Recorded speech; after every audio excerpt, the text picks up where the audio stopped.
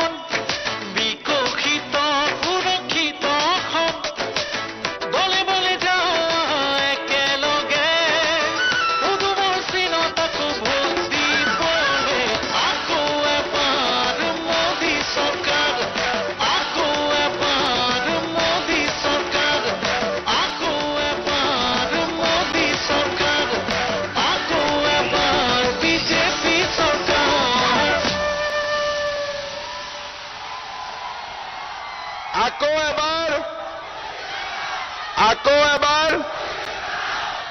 এতিয়া এটা কথা কওঁ আমি গানটোত কলো যে আমি পদুমত ভোট দিম হয়নে নহয় কিন্তু ধুবুৰীত পদুম মানে হাতী পদুম মানে কি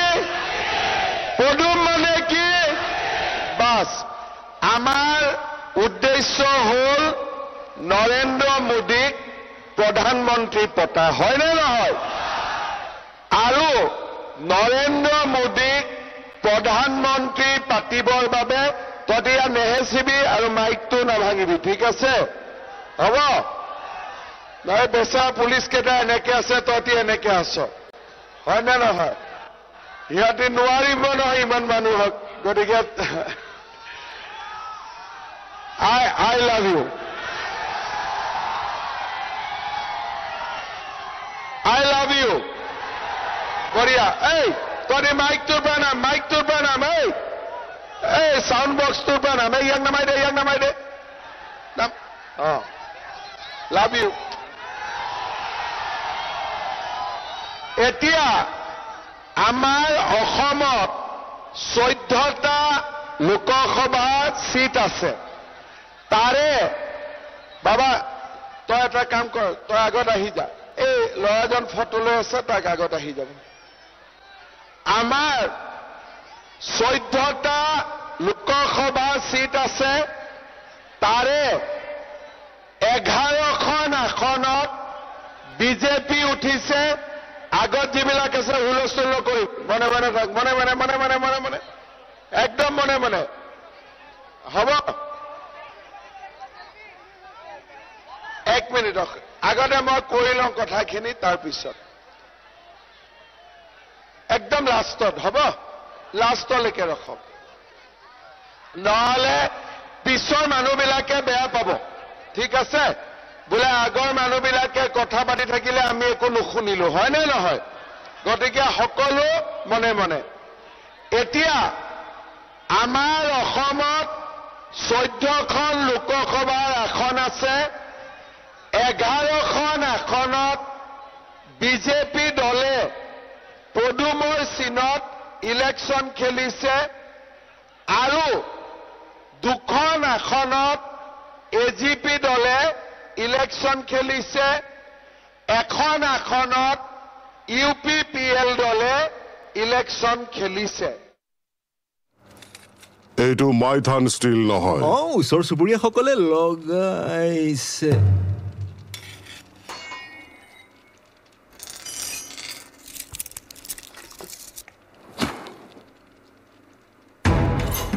Strong মানে Maithan Steel. correct.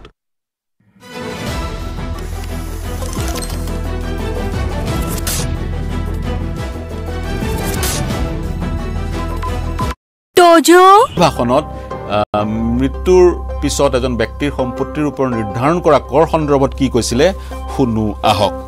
তেওঁ কৈছিলে ইংৰাজী ভাষাত as both wealth tax and state duty laws apply to the property of a person the former applying to his property before death and the latter after his death অৰ্থাৎ wealth tax আমি সকলোৱে দিওঁ জীৱিত কালত এজন ব্যক্তিৰ পৰা সংগ্ৰহ কৰা হয় আৰু state duty tax তেওঁৰ মৃত্যুৰ পিছত তেওঁৰ পৰা সংগ্ৰহ কৰা হয় The existence of two separate laws with reference to the same property amounts to procedural harassment to the taxpayers and their heirs of the deceased who have to comply with the provisions of two different laws. জীৱিত কালত এটা কৰ মৃত্যুৰ পিছত এটা কৰে procedural harassmentor সৃষ্টি কৰে আৰু সেই সম্পত্তিখিনি উত্তৰাধিকাৰ সূত্ৰে যি লাভ কৰিলে তেওঁ দুই ধৰণৰ ট্যাক্সৰ সৈতে ডিল কৰিবলগীয়া হয় Having considered the relative merits of two taxes, I am of the view that state duty has not achieved the twin objectives with which it was introduced, namely to reduce unequal distribution of wealth and assist the state in financing their development scheme. যি উদ্দেশ্য আগত ৰাখি এই আইনখন অনা হৈছিল মূলতঃ অৰ্থনৈতিক সমতা স্থাপন কৰিবলৈ বা সম্পত্তি যাতে এছাম মানুহৰ মাজতে নাথাকে এই সম্পত্তি এককভাৱে সমানভাৱে বিতৰণ হয় সকলো লোকৰ মাজতে সেই উদ্দেশ্য আগত ৰাখি এই আইনখন অনা হৈছিল কিন্তু এই উদ্দেশ্যত এই আইনখনৰ যোগেদি সেই বিশেষ উদ্দেশ্যত উপনীত হ'ব পৰা নগল যাৰ কাৰণে এই যি আইনখন বাতিল কৰাৰ সিদ্ধান্ত চৰকাৰে গ্ৰহণ কৰিছে Former Prime Minister VP Singh who was the finance minister in Rajiv Gandhi's cabinet said in his budget speech Biswanath Pratap সিঙে এই মন্তব্য কৰিছিল কিন্তু পুনৰ এই প্ৰসংগ উত্থাপিত হৈছে দুটা কাৰণত কাৰণ ৰাহুল গান্ধীয়ে প্ৰতিশ্ৰুতি দিছে সোশিও ইকোনমিক সাৰ্ভে কৰাৰ ৰাহুল গান্ধীয়ে বা কংগ্ৰেছ দলে প্ৰতিশ্ৰুতি দিছে দৰিদ্ৰ শ্ৰেণীৰ লোকসকলক বিশেষকৈ পিছপৰিত অৰ্থনৈতিকভাৱে পিছপৰা সংখ্যালঘু বা আন লোকসকলক ইনষ্টিটিউশনালাইজ ক্ৰেডিট দিয়া হ'ব বা লোন দিয়া হ'ব বেংকে লোন দিব তেওঁলোকক ইন্টাৰেষ্ট ফ্ৰী লোন হ'ব পাৰে বা বিভিন্ন ধৰণে তেওঁলোকৰ উত্তৰণৰ কাৰণে তেওঁলোকৰ অৰ্থনৈতিক পেকেজ দিয়া হ'ব আৰু তাৰ সমান্তৰালকৈ ইকোনমিক সাৰ্ভে এটাৰ কথা কৈছে কংগ্ৰেছে যেটো সাৰ্ভেৰ যোগেদি কাৰ হাতত কিমান ধন আছে সেই কথা গম পোৱা যাব আৰু ওয়েলথ ৰিডিস্ট্ৰিবিউচন কৰিব পৰা যাব এনে ধৰণৰ ইংগিত কংগ্ৰেছে প্ৰদান কৰিছে আৰু স্যাম পিট্ৰোডাই ইনহেৰিটেন্স ট্যাক্সৰ পোষকতা কৰিছে স্যাম পিট্ৰোডাৰ মন্তব্য কিন্তু এন্ডৰ্স কৰা নাই কংগ্ৰেছে দলৰ মন্তব্য বুলি কোৱা নাই কংগ্ৰেছে বৰঞ্চ কৈছে গণতান্ত্ৰিক দেশত নিজৰ মনৰ কথা কোৱাৰ সকলোৰে অধিকাৰ আছে আৰু স্যাম পিট্ৰোডাই সেই কাৰণে নিজৰ মনৰ কথা কৈছে ইনহেৰিটেন্স ট্যাক্স ভাৰতবৰ্ষত প্ৰযোজ্য কৰাৰ কথা কৈছে কিন্তু কংগ্ৰেছ দলে ইয়াৰ পোষকতা নকৰে বুলি দলটোৰ শীৰ্ষ পৰ্যায়ৰ লোকে নেতাই ইতিমধ্যে স্পষ্ট কৰি দিছে দুটা বিষয় ইনহেৰিটেন্স ট্যাক্স আৰু আনটো বিষয় হ'ল ষ্টেট ডিউটি ট্যাক্স এতিয়া প্ৰশ্ন হয় এইকিটা যদিহে অনাগত সময়ত এই ধৰণৰ ব্যৱস্থা অৰ্থনৈতিক ব্যৱস্থা ভাৰতবৰ্ষলৈ আহে ভাৰতবৰ্ষত অৰ্থনৈতিক সমতা স্থাপন হ'বনে এনে ধৰণৰ ব্যৱস্থাই বিজেপি অভিযোগ কৰিছে কমিউনিষ্ট মাইন্ডসেটৰ পৰা আহিছে বামপন্থী চিন্তাধাৰাৰ ফসল এনে ধৰণৰ ব্যৱস্থা যি ব্যৱস্থাই কেতিয়াও ভাৰতবৰ্ষৰ উত্তৰণ ঘটাব নোৱাৰে বৰঞ্চ বিভিন্ন প্ৰশ্ন বিজেপি উত্থাপন কৰিছে যিবোৰ প্ৰশ্ন যথেষ্ট প্ৰাসংগিক এজন ব্যক্তিৰ কষ্ট উপাৰ্জিত ধন চৰকাৰে কাঢ়ি লোৱাৰ কিমান অধিকাৰ আছে ট্যাক্স চৰকাৰে লবই বিভিন্ন ধৰণৰ ট্যাক্স আছে ডাইৰেক্ট বা ইনডাইৰেক্ট ট্যাক্স জিএসটি আছে বিভিন্ন ধৰণৰ ট্যাক্সসমূহ আছে কোনোবাই যদি উপাৰ্জন কৰিছে চাকৰি যোগেদি ইনকাম ট্যাক্স দিব লাগে কোনোবাই যদি বিভিন্ন প্ৰতিষ্ঠান খুলি বা উদ্যোগ খুলি বিভিন্ন সামগ্ৰী নিৰ্মাণ কৰিছে তাৰ ওপৰতো ট্যাক্স দিব লাগে কিন্তু তেওঁৰ কষ্ট উপাৰ্জিত যিখিনি সম্পত্তি যিখিনি তেওঁৰ নিজৰ ট্যাক্স দিয়াৰ পিছত তেওঁৰ মৃত্যুৰ পাছত সেই সম্পত্তিৰ সিংহভাগ চৰকাৰে কাঢ়ি লৈ জনকল্যাণমুখী আঁচনিত ব্যৱহাৰ কৰাৰ কিমান যুক্তি আছে সেই সম্পত্তিখিনি সন্তানক 100% নিদি তাৰ পৰা কিছু ভাগ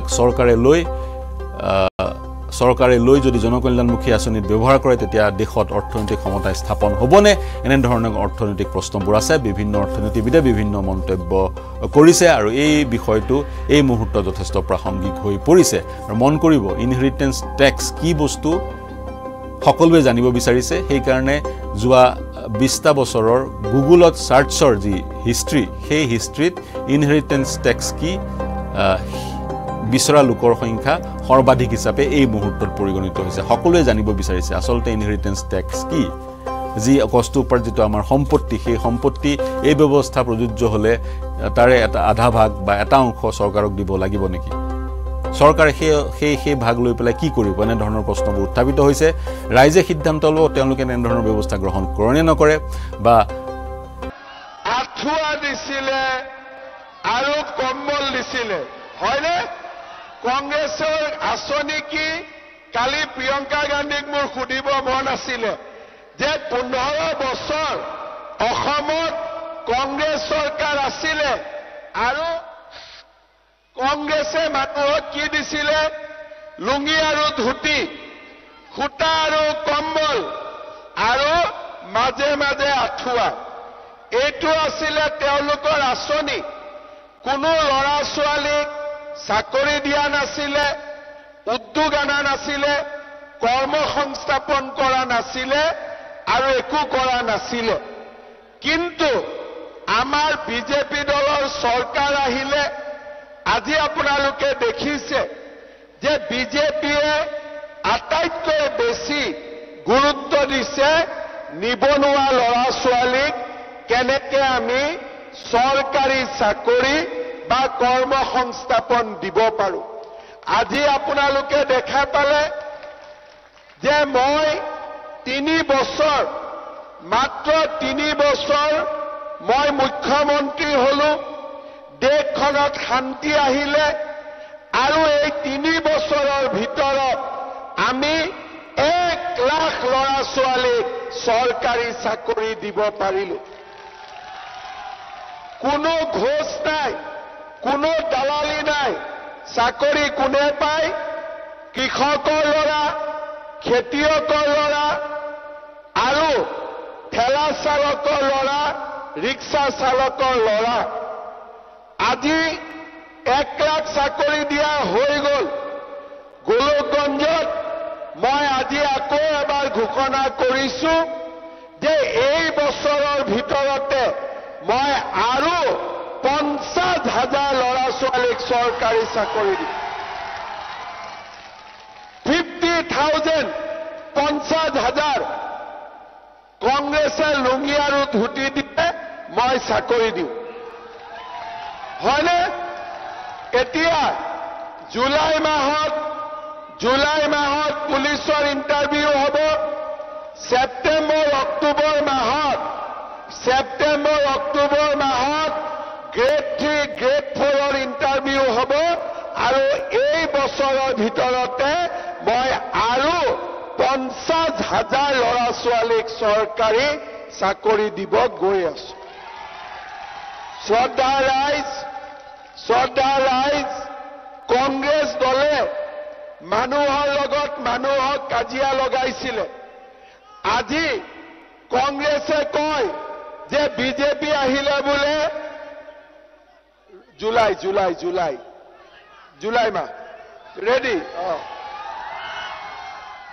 কংগ্ৰেছ দলে তেওঁলোকে কোনো কাম কৰিব নোৱাৰে এই আজমল আৰু ৰকিবুলে কি প্ৰচাৰ চলায় বোলে বিজেপি আহিলে নামাজ বন্ধ হৈ যাব এইটো মাইথান